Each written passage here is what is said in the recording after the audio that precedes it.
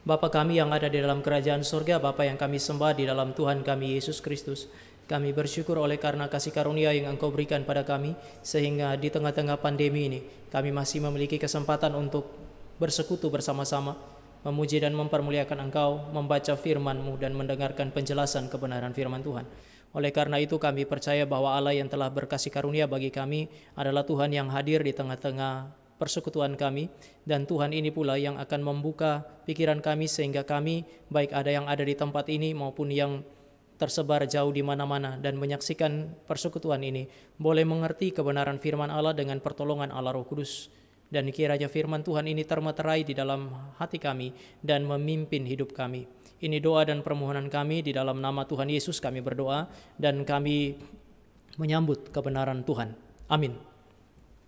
Ya, selamat sore Bapak Ibu Saudara yang kekasih di dalam Tuhan. Bapak Ibu dan saya ada di dalam satu situasi yang beberapa kali saya bilang sebagai situasi yang tidak biasa. Kita mengalami sebuah pandemi, kita mengalami sebuah kesulitan yang dialami bukan hanya oleh dunia, tetapi juga sebuah kesulitan yang juga dialami dan dihadapi oleh gereja Tuhan di seluruh dunia. Oleh karena ini adalah sebuah kesulitan atau fakta yang real di dalam kehidupan dunia dan kehidupan gereja, maka hamba-hamba Tuhan dan gereja-gereja Tuhan di mana saja pun akan bertindak, baik itu melalui tindakan-tindakan sosial, di dalam doa-doa mereka, ataupun melalui khotbah-khotbah mereka. Hamba-hamba Tuhan mencoba untuk berkhotbah, berbicara mengenai pandemi ini. Di MRI Depok sendiri kemudian Bapak Ibu dan saya punya beberapa kali sesi di mana kita membahas mengenai pandemi COVID-19, kita lihat dari berbagai sudut pandang, dan juga kalau memperhatikan studi Kristen Areopagus ketika kita membahas mengenai tema Paskah pun aplikasi-aplikasinya diarahkan ke sana dengan satu tujuan, yaitu menguatkan jemaat, meneguhkan hati jemaat ketika menghadapi kesulitan yang besar ini. Tetapi kalau kita lihat di dalam konteks kita Indonesia, beberapa waktu yang terakhir, gereja di Indonesia itu disuguhi satu pemandangan yang saya sebut sebagai pemandangan yang menarik. Ada diskursus, ada perdebatan yang terjadi di antara hamba-hamba Tuhan di dalam gereja.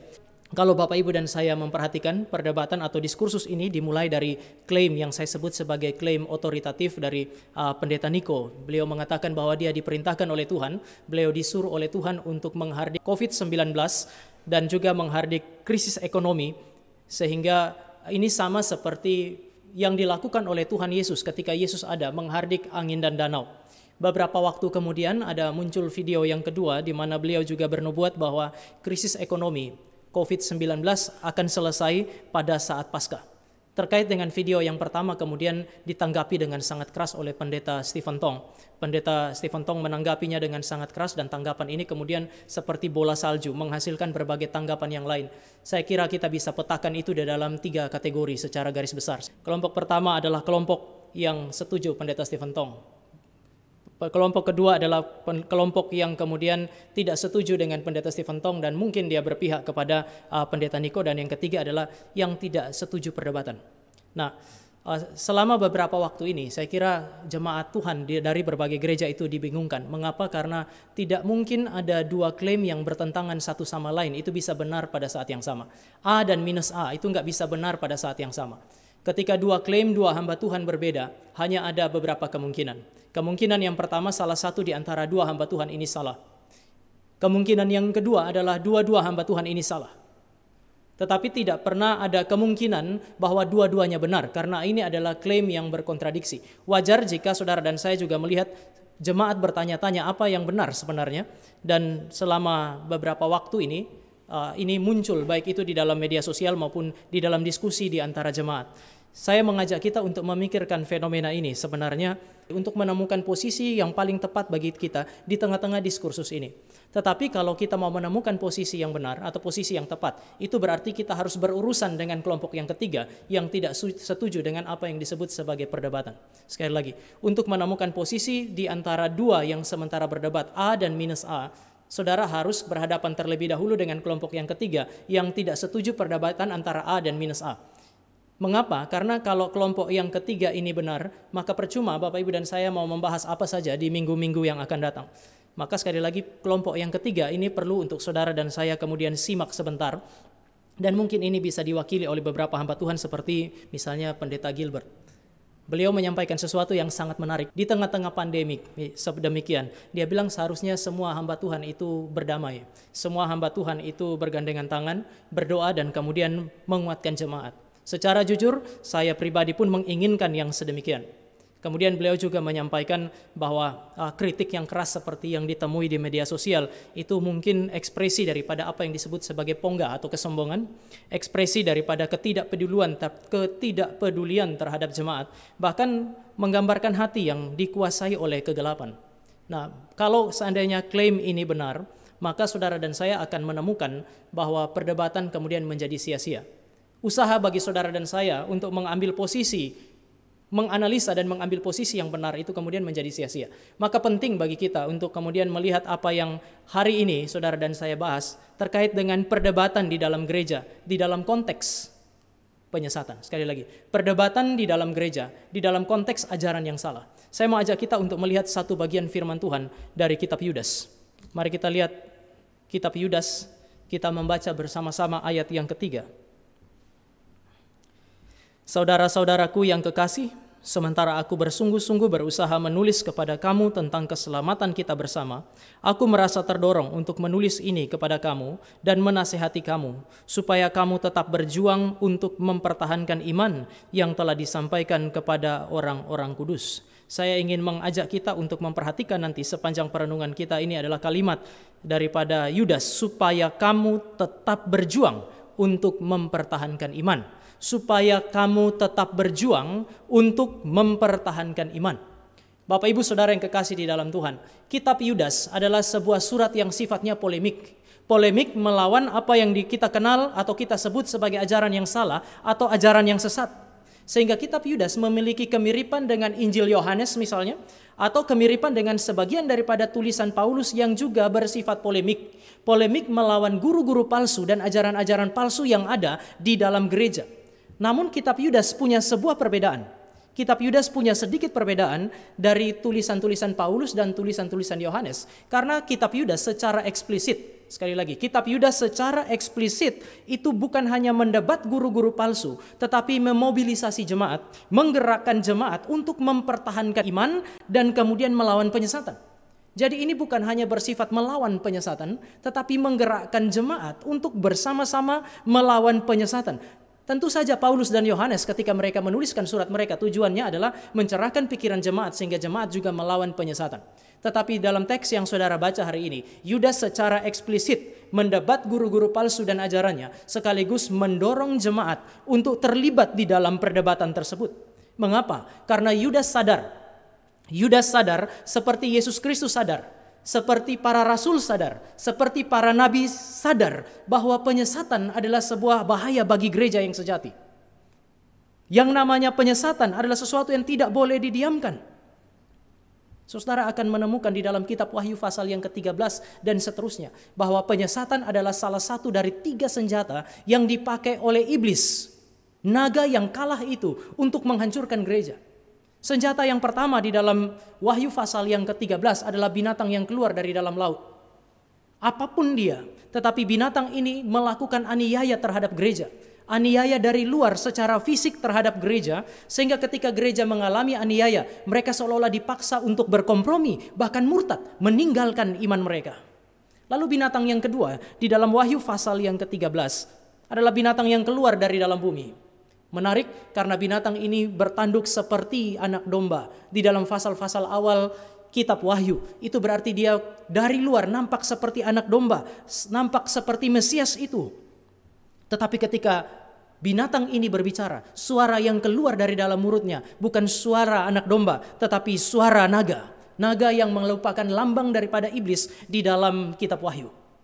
Penampakannya menarik seperti anak domba, tetapi suaranya yang disuarakannya bukan kebenaran yang berasal dari anak domba, tetapi apa yang dia katakan adalah kata-kata yang dititipkan oleh sang naga itu. Dan ini berasal bukan dari luar, tetapi dari dalam. Penyesatan yang berasal dari dalam gereja ini, kalau saudara perhatikan, akan mencemarkan jiwa manusia. Dia mencemarkan pikiran sehingga pikiran manusia disesatkan. Dia mencemari hati manusia sehingga manusia lebih mencintai kesesatan itu. Dan kemudian karena jiwa tercemar, maka kehendak itu akan digerakkan untuk melakukan tindakan-tindakan yang bertentangan dengan kehendak Allah. Baru kemudian digambarkanlah alat yang ketiga, yang digambarkan sebagai Babel, pelacur besar itu, yaitu amoralitas. Amoralitas itu bisa berasal dari luar, godaan dari luar, sehingga saudara dan saya terlibat di dalam perbuatan-perbuatan amoral. Tetapi juga bisa berasal dari dalam, karena kitab Wahyu pasal yang kedua dan pasal yang ketiga, waktu berbicara mengenai 7 gereja itu, ada ajaran-ajaran sesat di dalam gereja, dan oleh karena kesesatan ajaran itu, maka jemaat dibawa, jemaat diarahkan untuk mencemarkan baik itu tubuh maupun jiwa mereka. Maka penyesatan yang ada di dalam gereja adalah sebuah bahaya yang besar. Yesus Kristus sadar akan hal ini, rasul-rasul sadar akan hal ini. Di dalam konteks perjanjian lama, nabi-nabi juga sadar akan hal ini. Dan kalau saudara dan saya memperhatikan Alkitab tidak pernah mengkompromikan apa yang disebut sebagai penyesatan. Alkitab tidak pernah mendiamkan itu. Sekali lagi kita bisa melihat teladan Yesus Kristus. Kita bisa melihat tulisan nabi-nabi. Kita bisa melihat tulisan Paulus. Kita lihat tulisan Petrus. Kita lihat tulisan Yohanes. Dan hari ini saudara dan saya membaca tulisan Yudas. Mereka melawan ajaran yang salah, baik melalui kata-kata mereka maupun melalui tulisan-tulisan mereka. Dengan demikian, saya harus mulai dengan mengajak saudara jemaat bersyukur. Sekali lagi, bersyukurlah jika saudara menjumpai pemimpin-pemimpin gereja yang kritis, yang belajar Alkitab dengan baik, belajar teologi dengan baik, sehingga mereka bisa membedakan mana yang benar, mana yang salah. Kalau saudara menjumpai pemimpin-pemimpin yang sedemikian, seharusnya saudara mengapresiasi ajaran yang benar memang harus disebarluaskan dan bukan dihina. Kalau saudara menjumpai pemimpin yang sedemikian, maka saudara mesti bersyukur. Pemimpin yang kritis itu dibutuhkan oleh gereja. Saudara, ada orang bilang tetapi perdebatan itu menimbulkan kebingungan. Sore hari ini saya mau ingatkan Bapak Ibu sebagai jemaat Tuhan. Yang menimbulkan kebingungan, yang menghasilkan kebingungan itu bukan perdebatan. Kebingungan diakibatkan oleh ajaran yang salah, bukan perdebatan. Kebingungan dihasilkan oleh ajaran yang tidak benar, yang menyimpang dari kebenaran. Ini yang menghasilkan kebingungan di dalam pemikiran jemaat. Kalau ada satu ajaran yang bergeser dari kebenaran, ada ajaran yang memutarbalikkan kebenaran atau memalsukan kebenaran, ini pasti menghasilkan kebingungan di dalam pikiran dan hati jemaat. Perdebatan tidak demikian. Kalau perdebatan hanya semata-mata menghasilkan kebingungan, Yesus Kristus nggak melakukan itu, Rasul Paulus tidak melakukan itu, Petrus tidak akan melakukan itu, dan Yudas hari ini di dalam teks yang kita baca juga tidak akan melakukan hal yang sama. Maka saudara dan saya mesti lihat bahwa memperdebatkan ketidakbenaran berdasarkan kebenaran adalah tanggung jawab gereja. Ini harus dikerjakan. Ini bukan membingungkan jemaat, tetapi perdebatan kadang-kadang dipakai oleh Tuhan justru untuk mencerahkan manusia, pikiran manusia, dan kemudian mendidik jemaat Tuhan. Pikiran saudara dan saya yang sudah lama tertidur, cenderung menerima begitu saja semua ajaran, tidak lagi kritis untuk menguji mana benar dan mana tidak. Ketika terjadi saling kritik seperti yang saudara dan saya jumpai, kemudian kita mulai bertanya mana yang benar. Saudara dan saya sebenarnya melalui saling kritik yang sedemikian, melalui perdebatan yang sedemikian, pikiran kita dicerahkan, kita dididik, sehingga kita sadar bahwa penyesatan itu adalah sesuatu yang real.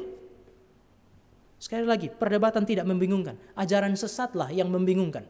Tetapi orang-orang yang melawan penyesatan, bahkan masuk ke dalam perdebatan, melawan penyesatan itu, mereka menggelitik pikiran kita untuk memikirkan mana yang benar, mana yang salah. Paling tidak mereka mendorong kita untuk memikirkan kembali apa yang saudara dan saya selama ini terima begitu saja sebagai kebenaran. Kita mesti sadar ada penyesatan. Kita tahu mana benar, mana salah. Kita didorong untuk menguji roh.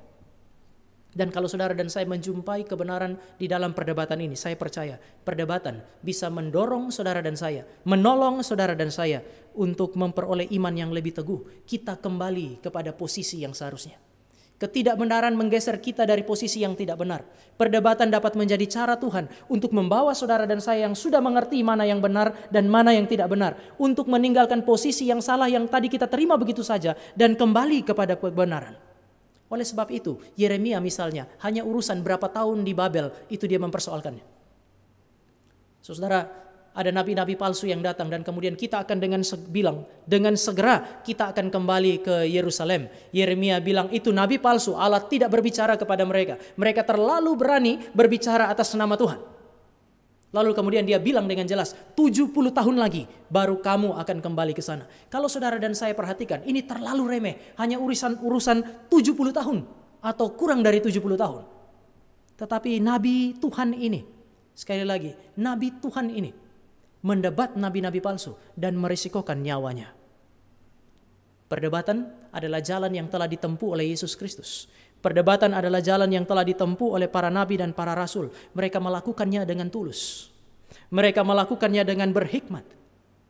Ada orang bilang kalau berhikmat dan tulus jangan berdebat. Tapi ingat bahwa ketulusan dan hikmat di dalam perjanjian lama dan perjanjian baru tidak pernah bisa dilepaskan dari apa yang disebut sebagai kebenaran. Orang yang tulus, orang yang berhikmat, berpegang kepada kebenaran, berjalan berdasarkan kebenaran, dan mereka tidak pernah akan diam terhadap apa yang disebut sebagai ketidakbenaran. Orang yang mengasihi musuh dan yang mengasihi jemaat pasti akan menegur kesalahan. Seorang hamba Tuhan yang mengasihi jemaatnya, dia mesti tegur jemaatnya. Seorang hamba Tuhan yang mengasihi orang-orang yang tersesat harus berani untuk menyatakan bahwa dia tersesat. Diam terhadap kesalahan, diam terhadap penyesatan. Itu bukan ekspresi cinta kasih yang sejati. Mungkin orang bilang, atau kita bisa bilang, tetapi tidak semua yang berdebat itu motivasinya sama seperti Yesus. Tetapi Anda hanya bisa bilang mungkin tidak sama seperti Yesus. Sama seperti saya bilang mungkin saja motivasi mereka sama seperti Yesus Kristus. Tapi yang pertama yang saya mau tegaskan adalah perdebatan itu bukan sesuatu yang harus dihindari di dalam gereja. Perdebatan adalah cara yang dipakai oleh Tuhan untuk menggelitik pikiran yang sudah mati. Cara yang dipakai oleh Tuhan untuk mengajak jemaat memikirkan mana benar, mana tidak. Menguji mana benar dan mana tidak. Lalu mengarahkan hatinya kepada kebenaran. Yudas sadar akan bahaya penyesatan ini. Oleh sebab itu dia memberi perintah. Perintah untuk mempertahankan iman yang diberikan atau disampaikan kepada orang-orang kudus. Saya mengajak saudara untuk memperhatikan kata mempertahankan. Kata mempertahankan di dalam bahasa Yunani berasal dari kata epigonisestai, yang berarti dalam bahasa Inggris bisa diterjemahkan to contend, di dalam bahasa Inggris bisa diterjemahkan to fight.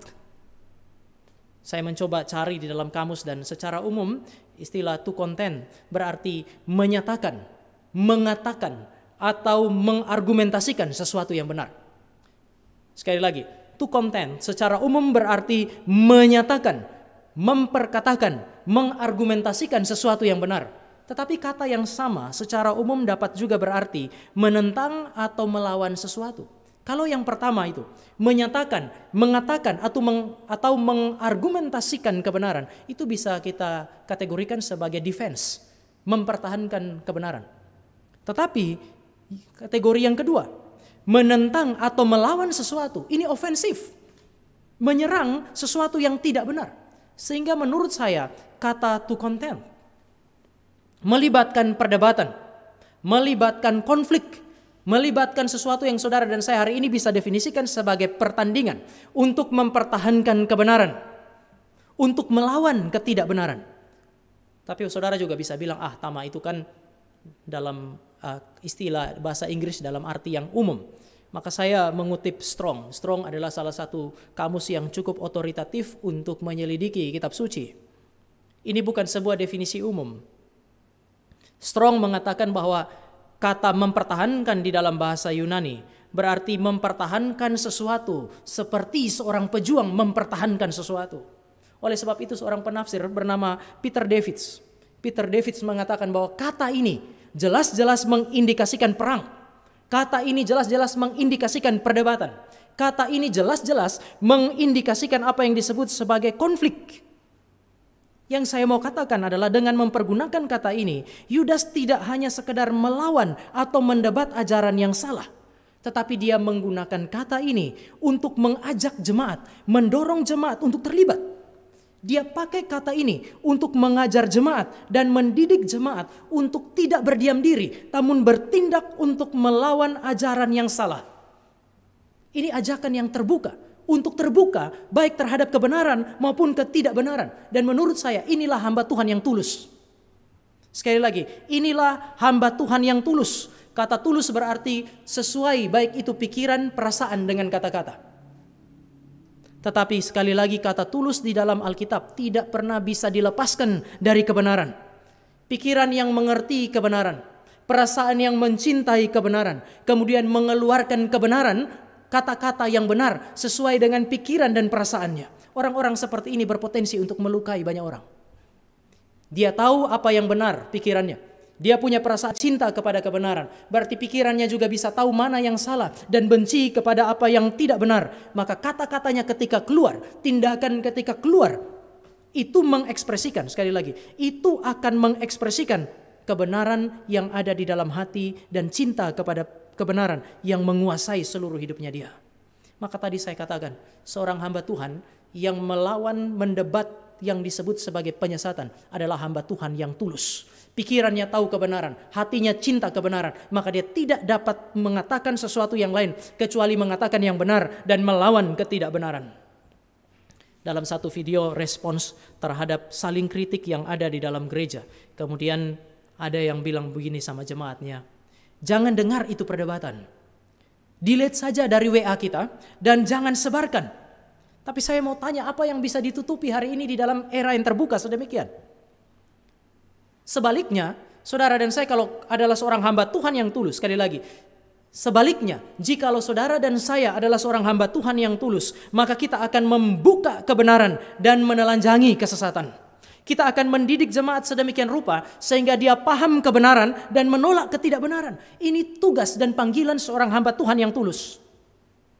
Sekali lagi, tugas dan panggilan seorang hamba Tuhan yang tulus adalah membuka kebenaran, menelanjangi ketidakbenaran, supaya jemaat itu kemudian bisa mengerti mana benar, mana tidak. Bahkan dia harus mendidik jemaat seperti Yudas untuk memahami kebenaran dan melawan ketidakbenaran. Sebaliknya, hamba Tuhan yang berkata, kalau terjadi perdebatan, itu delete saja itu. Jangan dengar, jangan sebarkan. Orang-orang seperti ini, orang-orang yang cenderung untuk menyembunyikan kebenaran, orang-orang yang cenderung untuk mendiamkan ketidakbenaran, bisa saudara dan saya pastikan sebagai hamba Tuhan yang tidak tulus. Kenapa? Karena kalau dia punya pikiran, tahu mana benar, mana tidak. Kalau dia punya hati, cinta kebenaran dan benci ketidakbenaran, mengapa dia punya kata-kata justru menyembunyikan kebenaran? Mengapa tindakannya dia, perintah yang diberikan kepada jemaatnya adalah untuk menyembunyikan kebenaran dan mendiamkan kesesatan?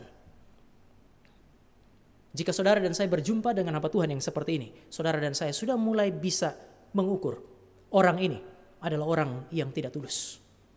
Jika dia tulus, dia akan buka kebenaran, dia akan telanjangi ketidakbenaran. Tapi saudara dan saya juga bisa bilang, tetapi waktunya mungkin tidak tepat. Di tengah-tengah pandemik yang sedemikian, terjadi saling kritik di dalam gereja, waktunya tidak tepat. Maka saya mau ajak saudara lihat konteks kitab Yudas. Yudas ditulis pada tahun 70-an. Sekali lagi, Yudas ditulis kira-kira tahun 70-an. Saya bandingkan misalnya dengan Yohanes. Yohanes waktu menulis Injil Yohanes untuk melawan ajaran sesat, dia menulis pada tahun 80-an.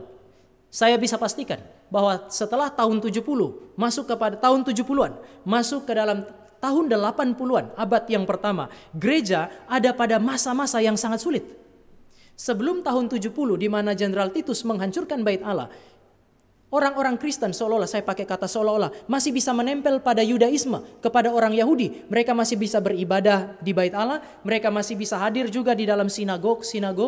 Orang-orang Romawi masih mempersepsi, masih memahami kekristenan sebagai bagian dari Yudaisme. Tetapi setelah tahun 70, Jenderal Titus menghancurkan bait Allah, kemudian orang-orang Yahudi, Yudaisme, itu kemudian menunjukkan perlawanan yang sengit terhadap gereja. Mereka melaporkan orang-orang Kristen, orang-orang Yahudi Kristen kepada pemerintah Romawi. Maka sejak hari itu, gereja berhadapan dengan dua kelompok yang memusuhi mereka, saudara-saudara Yahudi maupun pemerintahan Romawi. Yudas dan Yohanes yang disebut sebagai rasul kasih menulis di dalam konteks di mana gereja sangat-sangat menderita. Saudara, saya mau sampaikan kalimat ini. Yohanes dan Yudas menuliskan tulisan yang sangat penting, tulisan yang membangkitkan polemik di masa sulit, melawan ajaran yang salah, melawan ajaran yang tidak benar di tengah-tengah penderitaan. Dengan demikian masa sulit bukan alasan bagi saudara dan saya untuk tidak menyuarakan kebenaran. Masa sulit bukan alasan bagi saudara dan saya untuk mendiamkan ketidakbenaran. Saya tahu bahwa gereja hari ini bersama-sama dengan seluruh dunia sementara bergumul. Sekali lagi, saya tahu bahwa gereja bersama dengan seluruh dunia sementara bergumul oleh karena pandemik COVID-19 ini. Ada orang yang bilang, jangan tinggal di Menara Gading dan saling kritik. Terjunlah ke dalam realita. Masuklah ke dalam realita COVID-19 ini dan bertindak nyatalah di sana. Saya kira setuju. Kalimat ini adalah kalimat yang benar. Gereja punya tanggung jawab sosial. Social responsibility harus dikerjakan oleh gereja. Sehingga gereja tidak boleh melipat tangan di tengah-tengah pandemik. Kita juga mengkritisi gereja yang enggan untuk terlibat di dalam situasi yang sedemikian. Namun saudara dan saya harus menyetujui kalimat ini sebagian saja. Karena kalimat ini adalah kalimat yang mengekspresikan pikiran yang sempit. Terjunlah ke dalam realita pandemik COVID-19. Orang-orang seperti ini sementara melihat seolah-olah satu-satunya realita adalah pandemik COVID-19. Ini sempit. Ada banyak realita yang lain di mana gereja harus masuk, termasuk realita yang namanya penyesatan. Alkitab berkali-kali bicara mengenai hal ini. Penyesatan adalah sebuah realita. Saudara dan saya hidup di dalam dunia dengan begitu banyak pergumulan. COVID-19 adalah sebuah realita pergumulan yang sangat berat. Namun saudara dan saya mesti sadar bahwa ini bukan satu-satunya realita. Orang yang bilang terjunlah ke dalam realita, lalu menyingkirkan perdebatan mengenai benar dan tidak benar, adalah orang-orang berpikiran sempit. Saking sempitnya pikirannya itu, dia hanya bisa mereduksi seolah-olah satu-satunya realita adalah pandemik ini. Tetapi saudara dan saya mesti lihat kepada realita yang lain. Ada banyak masalah selain COVID-19, termasuk masalah penyesatan. Maka saya bilang tadi, seharusnya kita tidak harus menyetujui sepenuhnya kalimat tadi. Mengapa kita harus menyetujui sebuah kalimat yang hanya mengekspresikan kesempitan pikiran? Gereja, hamba Tuhan dan jemaat perlu terjun ke dalam dua realita ini. Realita sosial, pergumulan sosial, COVID berkaitan dengan pandemik ini, COVID-19, tetapi juga realita yang berkaitan dengan Injil yang telah diputarbalikkan, kebenaran yang telah diputarbalikkan. John Stott mengatakan kesaksian gereja hanya bisa berjalan dengan baik jika pesawat yang namanya kerajaan Allah ini punya dua sayap. Sayap yang pertama disebut sebagai pelayanan sosial. Sayap yang kedua dia sebut sebagai pelayanan Injil yang menegaskan kebenaran. Tanpa dua sayap ini, pesawat ini tidak bisa terbang. Hanya dengan satu sayap, pesawat ini juga tidak bisa terbang dengan baik. Kerajaan Allah kalau mau diberitakan, maka gereja harus terjun ke dalam dua realita. Pergumulan sosial dan juga pergumulan terkait dengan Injil, terkait dengan kebenaran, termasuk di dalamnya pergumulan dengan apa yang disebut sebagai penyesatan. Saya kira kita mesti sampai pada satu kesimpulan yang sama dengan Yudas. Hamba Tuhan bersama jemaat harus terlibat di dalam dua realita ini. Kita tidak boleh mereduksi. Gereja tidak boleh mereduksi seolah-olah realita yang dihadapi oleh gereja semata-mata dan hanya pemberitaan Injil saja. Pemberitaan kebenaran, lalu mereka melipat tangan terhadap tanggung jawab sosialnya. Tetapi gereja juga tidak boleh mereduksi seolah-olah persoalan yang harus ditangani oleh gereja hanya persoalan-persoalan sosial sebagaimana yang saudara dan saya hadapi hari ini. Yesus menempuh jalan ini, nabi-nabi menempuh jalan ini, rasul-rasul menempuh jalan ini. Mengapa hamba Tuhan dan gereja tidak menempuh jalan ini? Dengan menulis, sekali lagi, pada tahun 70-an dan 80-an, Yudas dan Yohanes mengajak jemaat masuk ke dalam polemik. Mereka tidak membiarkan ketidakbenaran itu terus-menerus disuarakan di dalam gereja. Mereka tidak mendiamkan kebenaran. Mereka menyuarakan kebenaran di masa yang sulit, yang penuh dengan penderitaan, bahkan darah. Sekali lagi, tidak ada alasan. Tidak ada alasan bagi saudara dan saya untuk tidak menyuarakan kebenaran. Apa yang dilakukan oleh Yudas, apa yang dilakukan oleh Yesus Kristus, apa yang dilakukan oleh Yohanes, paling tidak dua penulis ini di dalam tulisan-tulisan mereka memberi petunjuk kepada kita, tidak ada waktu yang tidak tepat untuk menyuarakan kebenaran. Di tengah-tengah perdebatan saudara dan saya juga dengar nasihat bijak hamba Tuhan yang mengatakan bahwa pandemi COVID-19 bukan waktu yang tepat untuk berdebat. Tapi izinkan saya juga bertanya, Di mana suara gereja terhadap penyesatan sebelum COVID-19? Sebelum COVID-19 kita diam. Pada saat COVID-19 pun kita diam dan kita berusaha untuk mendiamkan orang-orang yang menyuarakan kebenaran. Sebelum COVID-19 kita juga punya kecenderungan untuk mendiamkan orang-orang yang menyuarakan kebenaran. Dengan demikian bisa dipastikan setelah COVID-19 kita juga akan diam dan kita akan mendiamkan orang-orang yang menyuarakan kebenaran. Maka pertanyaannya, kapan waktu yang tepat? Sebelum COVID-19 bukan waktu yang tepat. Saat COVID-19 bukan waktu yang tepat. Setelah COVID-19 juga bukan waktu yang tepat. Maka kapan waktu yang tepat? Betul bahwa orang bijak tahu waktu yang tepat. Tetapi sekali lagi di dalam Alkitab bukan cuma tulus yang dikaitkan dengan kebenaran. Bijaksana dalam perjanjian lama, bahkan juga perjanjian baru, tidak dapat dilepaskan dari kebenaran. Maka perhatikan kebenaran ini. Mari kita lihat 2 Timotius pasal yang keempat. Ayat yang kedua. Kita baca bersama-sama. 2 Timotius pasal yang keempat ayat yang kedua. 2-3. Beritakanlah firman, siap sedialah baik atau tidak baik waktunya. Nyatakanlah apa yang salah. Tegurlah dan nasihatilah dengan segala kebenaran dan pengajaran. Baik atau tidak baik waktunya bukan hanya menyuarakan kebenaran, namun tegurlah apa yang salah. Saudara dan saya mendapati perintah Paulus ini begitu jelas.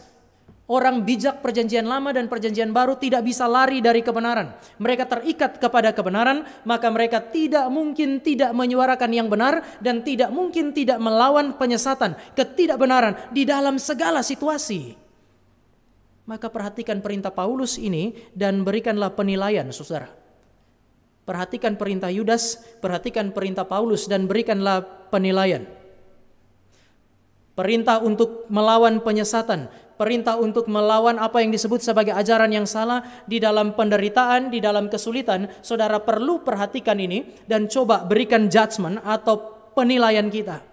Perintah ini berasal dari mana? Betulkah perintah seperti ini turun dari Menara Gading, tempat para teolog atau orang-orang belajar teologi, atau perintah sedemikian ini turun dari tempat yang lebih tinggi dari Menara Gading, yaitu turun dari sorga? Sekali lagi, perintah untuk melawan penyesatan di masa-masa sulit ini, apakah benar turun dari Menara Gading, tempat belajar para teolog, atau turun dari tempat yang bahkan lebih tinggi daripada Menara Gading itu, yaitu turun dari sorga? Para penulis ini, Yohanes, Paulus, Yudas, dapat disebut sebagai teolog sekaligus sebagai praktisi.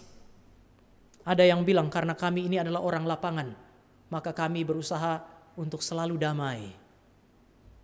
Orang lapangan yang berusaha untuk selalu damai. Kalimat ini terlalu aneh karena 3 penulis yang saya sebutkan tadi adalah seorang teolog. Seolah-olah mereka ada di Menara Gading, tapi mereka juga ada di dalam penderitaan. Mereka mengalami penderitaan. Di dalam konteks itu, mereka menyuarakan suara dari sorga untuk mempertahankan kebenaran dan melawan ketidakbenaran. Saudara boleh nilai sendiri perintah untuk melawan penyesatan dan ajaran yang salah di tengah-tengah penderitaan sedemikian. Apakah berasal dari orang yang pongah dan sombong? Apakah betul perintah ini? Sikap ini adalah sikap dan perintah dari orang yang pongah dan orang yang sombong? Atau pikiran ini adalah pikiran yang muncul dari orang yang memiliki pikiran yang tajam untuk membedakan mana benar, mana yang salah. Dari pikiran yang cukup tajam untuk menyadari bahwa sementara terjadi penyesatan di dalam gereja.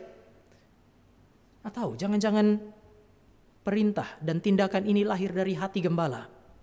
Hati seorang gembala yang cinta kebenaran dan mencintai domba-dombanya. Karena dia mencintai kebenaran, maka dia benci ketidakbenaran. Karena dia mengasihi domba-dombanya, maka mau tidak mau dia harus menyuarakan penyesatan yang terjadi di dalam gereja. Saya malah curiga dengan orang-orang yang ketika terjadi penyesatan mereka masih berusaha untuk diam. Saya malah curiga dengan orang-orang yang tahu sesuatu tidak benar tetapi dengan sengaja mereka diam. Apakah engkau mengasihi domba-dombamu? Apakah engkau mengasihi kebenaran yang disuarakan oleh Allah dan tertulis di dalam kitab suci? Yesus menghakimi Farisi. Engkau seperti kubur yang berlabur putih. Engkau seperti cawan yang dibersihkan dari luar tetapi di dalamnya itu isinya bangkai. Yesus mengingatkan fakta, serigala berbulu domba Apakah ini adalah peringatan dari orang sombong, orang yang tidak tulus, atau seorang yang begitu rendah hati, sadar bahwa ada penyesatan sehingga dia dengan teguh, dengan hati yang gentar memperingatkan jemaat untuk berjaga-jaga terhadap serigala berbulu domba ini? Saudara boleh menilai perintah untuk melawan penyesatan dan ajaran yang salah ini, apakah datang dari hati yang dikuasai oleh roh kegelapan dan ekspresi hati yang kotor dan busuk? Atau perintah yang sedemikian ini lahir dari Roh Kudus karena sesuai dengan kebenaran firman Allah yang diinspirasikan oleh Roh Kudus, dan dari hati yang tulus untuk taat kepada kebenaran firman Allah dengan segala konsekuensinya? Kalau Yesus Kristus dan para nabi, para rasul memberitakan apa yang disuarakan oleh pendeta-pendeta zaman ini yang cenderung kompromi dengan ketidakbenaran, mereka mungkin tidak pernah disalibkan. Tetapi karena mereka menyuarakan kebenaran yang tidak enak untuk didengar, pada masa yang baik maupun pada masa yang sulit, mereka harus mengalami kematian sebagai martir. Pendeta Gilbert sendiri bilang bahwa COVID-19 menunjukkan bahwa mimbar gereja kosong. Lalu dia bilang Tuhan tidak butuh hamba Tuhan. Sekali lagi saudara dan saya mesti setuju. Pertama, fakta hari ini, mimbar gereja kosong. Hari ini saya berkhotbah di mimbar yang hampir kosong. Pendeta Gilbert juga bilang bahwa Tuhan tidak butuh hamba Tuhan. Maka Bapak Ibu dan Saudara, saya mau ingatkan saudara beberapa fakta terkait dengan kalimat beliau. Pertama, sampai selama-lamanya Tuhan tidak pernah butuh hamba Tuhan. Sebelum COVID-19 Tuhan tidak butuh hamba Tuhan. Saat COVID-19 Tuhan tidak butuh hamba Tuhan. Setelah COVID-19 Tuhan juga tidak butuh hamba Tuhan. Namun saya juga mau ingatkan Anda bahwa sampai selama-lamanya gereja dan jemaat butuh kebenaran. Mimbar yang kosong tidak sama dengan Allah sementara berkata kepada kita bahwa kebenaran tidak perlu lagi disuarakan. Yesus bilang, kalau orang-orang ini tidak menyuarakan kebenaran bahwa dia adalah Mesias anak Daud, maka Allah akan memakai batu untuk melakukannya. Allah tidak butuh hamba Tuhan, ya, tetapi Allah akan membangkitkan batu untuk menyuarakan kebenaran. Ini tanda bahwa Allah dari kekal sampai kekal akan terus-menerus menyuarakan kebenaran, maka dia akan utus hamba Tuhan yang benar untuk suarakan kebenaran. Sekali lagi, Tuhan tidak butuh hamba Tuhan sampai selama-lamanya. Hamba Tuhan butuh Tuhan. Tetapi saya juga mau mengingatkan saudara bahwa sampai selama-lamanya gereja Tuhan yang sejati, jemaat Tuhan yang sejati, mereka butuh kebenaran. Maka mimbar yang kosong tidak sama dengan berhenti untuk menyuarakan kebenaran. Itu fakta, tapi fakta itu tidak sama dengan mengatakan berhenti menyampaikan kebenaran dan kemudian tidak menyampaikan sesuatu yang salah. Karena justru kalau gereja diam, maka sampai selama-lamanya Allah akan membiarkan gereja kosong dan Allah akan pakai batu untuk menyuarakan kebenaran yang tidak boleh tidak disuarakan. Tapi kalau ada yang tidak dibutuhkan oleh gereja, gereja tidak butuh hamba Tuhan yang tidak kenal kebenaran. Gereja sampai selama-lamanya tidak butuh hamba Tuhan yang sedemikian. Gereja sampai selama-lamanya tidak butuh hamba Tuhan yang memutarbalikkan kebenaran. Sampai selama-lamanya gereja tidak membutuhkan hamba Tuhan yang diam dan pasif ketika kebenaran Allah diperkosa dan dinodai. Hamba Tuhan seperti ini tidak perlu ada di dalam gereja, karena memang gereja nggak butuh orang-orang sedemikian. Tetapi kalau ada orang menyuarakan kebenaran, ini bukti bahwa Allah mengutus hamba Tuhan yang benar, karena Allah tahu gereja yang benar tidak boleh dilepaskan dari kebenaran. Sampai selama-lamanya, meskipun mimbar kosong, kebenaran mesti disuarakan. Meskipun mimbar kosong, ketidakbenaran mesti dikritisi. Oleh sebab itu, istilah berjuang untuk mempertahankan iman, berjuang untuk mempertahankan iman oleh Simon Kistemaker itu diterjemahkan sebagai to fight for faith. Berjuang untuk iman. Lalu kemudian dia menafsirkannya sedemikian. Kerahkanlah segenap kekuatan dan tenaga. Kerahkan seluruh kemampuan untuk mempertahankan kebenaran. Maka tadi saya bilang seorang hamba Tuhan yang baik, seorang hamba Tuhan yang baik akan mempersiapkan diri dan mempersiapkan jemaat untuk tugas dan panggilan yang mulia, yaitu menyuarakan kebenaran dan melawan ketidakbenaran. Seorang hamba Tuhan yang baik tidak akan mengajak jemaat untuk memalingkan wajahnya dari kebenaran ketika kebenaran disuarakan, bahkan di dalam konteks perdebatan. Sebenarnya terlalu hina bagi kita hamba-hamba Tuhan jika kita menghindari perdebatan karena seolah-olah kebenaran tidak bisa muncul di sana. Yesus Kristus tadi saya bilang, Yesus Kristus Nabi dan Rasul berdebat karena mereka tahu kebenaran bisa muncul di sana.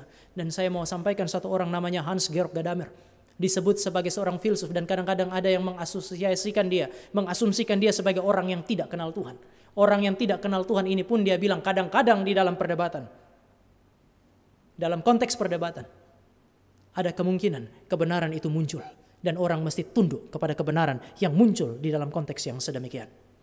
Hamba Tuhan harus mempersiapkan jemaat, harus mempersiapkan diri untuk masuk di dalam konteks ini, berperang bagi kebenaran, berjuang mempertahankan kebenaran, dan bukan hanya mempertahankan kebenaran seolah-olah dia pasif, tetapi dia harus melawan ketidakbenaran. Itu sebabnya orang yang kedua yang saya kutip, Baukham, dia bilang demikian, Paulus itu sama dengan Yudas, atau Yudas sama dengan Paulus. Di dalam Filipi pasal 1, Filipi 1 ayat 27 sampai 30, ada perintah yang sama, yaitu berjuang untuk mempertahankan iman. Penafsir ini kemudian berkata bahwa ini bukan hanya perintah untuk defense. Kita hanya sekedar menunggu. Ketika penyesatan membahayakan gereja baru kita berespons. Tidak. Dia mengatakan bahwa ini adalah tindakan aktif untuk melawan ketidakbenaran. Ini offense. Ini bukan cuma sekedar defense. Kita tidak hanya menunggu penyesatan masuk, menunggu waktu yang baik. Tetapi ketika penyesatan terjadi, baik atau tidak baik waktunya, kita harus keluar untuk memperjuangkan kebenaran, melawan ini. Memang kita tidak perlu membela kebenaran. Tapi itu tidak berarti bahwa saudara dan saya mendiamkan kebenaran dan membiarkan ketidakbenaran itu terjadi. Perdebatan tidak jahat pada dirinya. Sekali lagi, perdebatan tidak jahat pada dirinya. Perdebatan itu tidak negatif pada dirinya. Sangat mungkin perdebatan itu bersifat positif dan kemudian menjadi alat yang dipakai oleh Tuhan.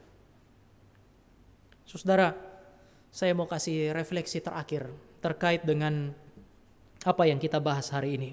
Keinginan untuk diam di dalam perdebatan dan tindakan untuk menyuruh orang lain diam di dalam perdebatan, termaksud dengan cara mendiamkan orang-orang yang sementara berdebat, adalah tindakan yang kontradiktif. Kalau ini terkait dengan menyatakan kesalahan dan menyatakan kebenaran. Pertama, ini adalah tindakan yang kontradiktif dengan kebenaran firman Allah. Jelas dalam seluruh penjelasan ini bahwa firman Allah memanggil saudara dan saya, memerintahkan saudara dan saya sebagai gereja yang sejati untuk tidak mendiamkan kebenaran, tidak membiarkan penyesatan itu ada di dalam gereja. Saudara dan saya dipanggil dan diperintahkan untuk menyuarakan kebenaran, baik atau tidak baik waktunya. Ini juga adalah panggilan bagi saudara dan saya sebagai gereja Tuhan untuk berpihak kepada kebenaran setelah kita menguji. Sebaliknya perintah untuk tidak menguji, mendiamkan, kontradiktif dengan kebenaran firman Tuhan ini. Kadang-kadang kita pikir diam itu bijak. Dan perintah untuk mendiamkan orang yang berdebat seolah-olah perintah dari orang-orang yang kritis, orang yang bijak, dan orang yang tulus. Tapi bagi saya, perintah untuk mendiamkan orang-orang yang sementara berdebat karena kebenaran dan ketidakbenaran adalah tanda pikiran yang tertidur. Itu bukan tanda sikap kritis. Itu tanda pikiran mereka tertidur. Sekali lagi, banyak orang merasa dia kritis sehingga dia memerintahkan orang-orang yang berdebat terkait benar dan tidak benar ini untuk diam. Tetapi ini bukan perintah dari orang-orang yang kritis. Ini perintah dari orang-orang Kristen yang pikirannya tertidur sehingga sulit untuk membedakan mana benar dan tidak benar. Kalau engkau punya pikiran bisa bedakan mana benar dan tidak benar, engkau tidak akan diam. Kalau hatimu cinta kepada kebenaran dan benci kepada ketidakbenaran, engkau tidak akan diam. Ini juga bukan perintah dari orang bijak dan tulus. Karena sekali lagi, bijak dan tulus tidak pernah bisa dilepaskan dari kebenaran. Ini kontradiksi yang pertama. Keengganan untuk melibatkan diri di dalam perdebatan, perlawanan terhadap ketidakbenaran, dan keengganan untuk menyuarakan kebenaran di dalam perdebatan adalah tanda bahwa pikiran kita tertidur. Ini bukan tanda kebijakan dan ketulusan kita. Hanya menandakan bahwa saudara dan saya bersifat ignore, tidak peduli terhadap kebenaran. Tapi kontradiksi yang kedua adalah apa yang saya sebut sebagai kontradiksi performatif. Kontradiksi performatif berarti kalimat-kalimat ini, jangan berdebat. Kalimat yang disampaikan kepada dua orang yang berdebat, jangan berdebat. Itu hanya bisa dikatakan dan tidak bisa dilaksanakan. Ada orang yang mau mendiamkan dua orang yang berdebat, lalu kemudian dia bilang begini, kalian itu sama-sama benar, sudah jangan berdebat. Seolah-olah dia ada di tengah, datang sebagai pembawa damai. Tetapi perintah jangan berdebat itu adalah sebuah perintah yang menunjukkan orang ketiga sementara masuk ke dalam perdebatan. Sekali lagi, waktu dua kelompok ini berdebat, saudara datang dan saudara menegaskan posisi sebagai orang yang menolak perdebatan. Itu berarti saudara sementara masuk ke dalam perdebatan. Seharusnya orang-orang ini diam dan tidak pernah berkata kepada dua kelompok yang sementara berdebat. Kalau dia mau diam, semua diam. Dan kalau dia mau semua damai, harusnya dia tidak usah bicara. Diam aja, lihat saja. Tetapi dengan berkata kepada dua orang yang lain, diamlah supaya semua tenang, dia tidak sementara menghasilkan ketenangan. Dia memunculkan kelompok yang baru yang masuk ke dalam perdebatan itu. Maka saya kira saudara dan saya perlu kritis terhadap perintah yang sedemikian. Ini bukan cuma perintah yang tidak tulus dan tidak kritis, tetapi ini perintah yang tidak bisa dilaksanakan. Orang-orang ini adalah orang-orang yang sering pakai kata ini, jangan menghakimi. Dua kelompok A dan bukan A tidak boleh saling menghakimi. Tetapi dia, kelompok yang ketiga ini, sementara menghakimi A dan bukan A sebagai kelompok yang mengerjakan pekerjaan yang sia-sia. Seolah-olah dia memberi penilaian, saya yang benar, kalian berdua waktu berdebat salah, dan sekarang saya yang benar. Waktu dia berkata demikian, dia sementara membangkitkan dua itu untuk berhadap-hadapan dengan dia. Kontradiksi performatif, cuman bisa diomongin, gak bisa dikatakan. Maka perintah-perintah dari hamba Tuhan yang sedemikian adalah perintah yang omong kosong, saya kira. Menciptakan kebenaran yang ketenangan atau kedamaian yang palsu. Berkali-kali saya bilang kalau saudara berbicara mengenai damai, damai berarti tidak ada perdebatan, damai berarti tidak ada konflik, Anda harus tinggal di kuburan. Di sana cukup tenang, damai, tidak ada masalah apa-apa. Tapi jika Anda masih tinggal di dalam dunia di mana kebenaran dan ketidakbenaran terus-menerus bertarung, maka saudara dan saya mesti berpihak kepada kebenaran. Berpihak kepada kebenaran berarti saudara menyuarakan mana benar, mana yang tidak benar.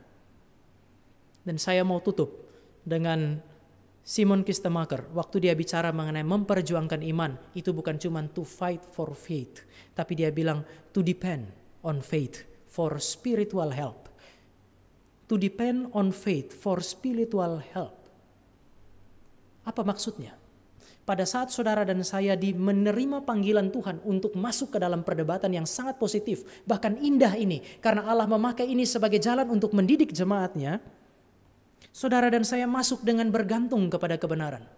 Bergantung kepada Allah yang adalah kebenaran. Bergantung kepada firman Allah yang adalah kebenaran. Dan bergantung kepada Roh Kudus yang menginspirasikan kebenaran dan mencerahkan pikiran dengan kebenaran. Yesus sendiri bilang, pada saat-saat yang sulit, engkau tidak tahu apa yang engkau katakan. Tetapi Roh Kudus yang akan memimpin kamu, mengajarkan kamu bagaimana harus berkata-kata. Sehingga tidak seharusnya orang Kristen masuk ke dalam perdebatan dengan tinggi hati atau dengan kesombongan.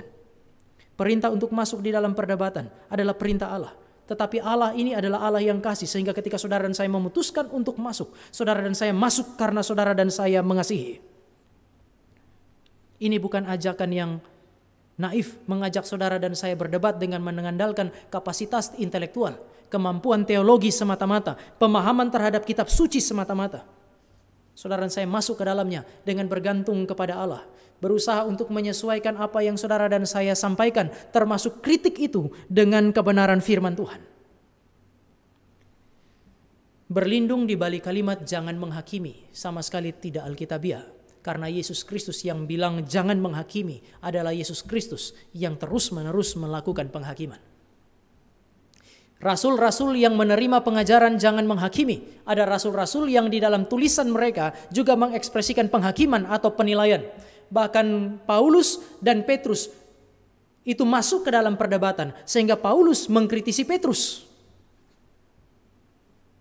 Penghakiman adalah sesuatu yang tak bisa dihindari. Yang harus saudara dan saya hindari adalah penghakiman yang salah di atas dasar yang salah. Yesus melarang orang-orang Farisi, orang-orang Israel hari itu, orang Yahudi hari itu untuk tidak menghakimi. Karena mereka menghakimi berdasarkan tradisi, bukan berdasarkan kebenaran.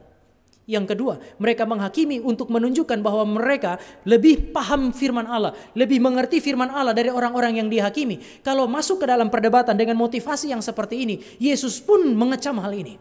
Tetapi kalau saudara dan saya masuk, karena saudara dan saya mengasihi kebenaran, mengasihi jemaat yang membutuhkan kebenaran, maka saudara dan saya boleh memasukinya karena Kristus telah membuka jalan bagi saudara dan saya. Masuk ke dalam perdebatan bukan sesuatu yang haram bagi gereja, tetapi masuk ke dalam perdebatan pun bukan sebuah kewajiban yang dimasuki dengan hati yang ponggah, dengan hati yang sombong.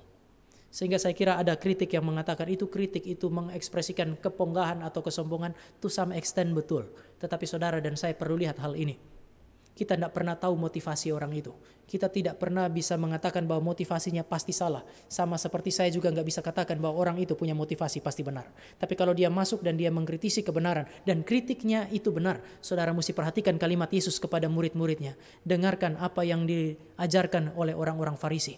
Ketika mereka mengajarkan yang benar, Yesus bilang bahkan kepada orang Farisi itu pun, beri telingamu untuk dengar. Kalau dia ajarkan kebenaran, jangan lakukan apa yang dia lakukan. Sehingga di dalam konteks ini, sekali lagi saudara dan saya masuk dengan hati yang tulus, sama seperti Kristus. Perdebatan bukan barang yang haram, bukan sesuatu yang tidak boleh terjadi di dalam gereja. Sesuatu yang harus terjadi, terutama ketika di dalam gereja terjadi penyesatan. Yudas memberi petunjuk kepada saudara dan saya mengenai hal ini. Di dalam minggu-minggu selanjutnya, saudara dan saya akan melihat dua subjek yang sangat penting. Yang pertama itu adalah wahyu baru, dan yang kedua itu adalah nubuat palsu. Mari kita berdoa. Bapa di sorga, kami bersyukur oleh karena kebenaran firman Tuhan yang boleh kami pikirkan. Kami tahu bahwa firman Tuhan tidak menjauhkan kami dari perdebatan. Firman Tuhan bahkan memanggil kami masuk ke dalam perdebatan, bahkan perdebatan yang paling sengit sekalipun, untuk menyuarakan kebenaran dan melawan ketidakbenaran. Sebab iblis memakai penyesatan untuk menghancurkan gereja. Iblis menghancurkan gereja bukan hanya dengan aniaya, bukan hanya melalui amoralitas, tetapi melalui penyesatan. Bahkan penyesatan itu begitu mengerikan sehingga disebut sebagai bahaya yang besar yang dibawa oleh malaikat yang menyamar sebagai malaikat terang, yang dibawa oleh orang-orang yang dari luar tampak seperti Yesus Kristus, anak domba itu, namun suara yang dia suarakan adalah suara naga, sehingga banyak orang yang tertipu, banyak orang yang terbuai oleh kata-kata indah yang mereka katakan. Maka kami bersyukur firman Allah mengingatkan kami untuk menguji setiap roh dan berjaga-jaga terhadap segala sesuatu yang disuarakan bahkan dari mimbar-mimbar gereja. Oleh karena itu kami berdoa, biarlah Tuhan membangunkan nalar kritis kami, membangunkan pemikiran yang mencintai kebenaran, hati yang terarah kepada kebenaran dan terekspresi di dalam kehidupan kami. Ini doa dan permohonan kami. Di dalam nama Yesus kami berdoa dan kami bersyukur untuk firman Tuhan yang kami baca dan penjelasan yang kami dengarkan. Amin.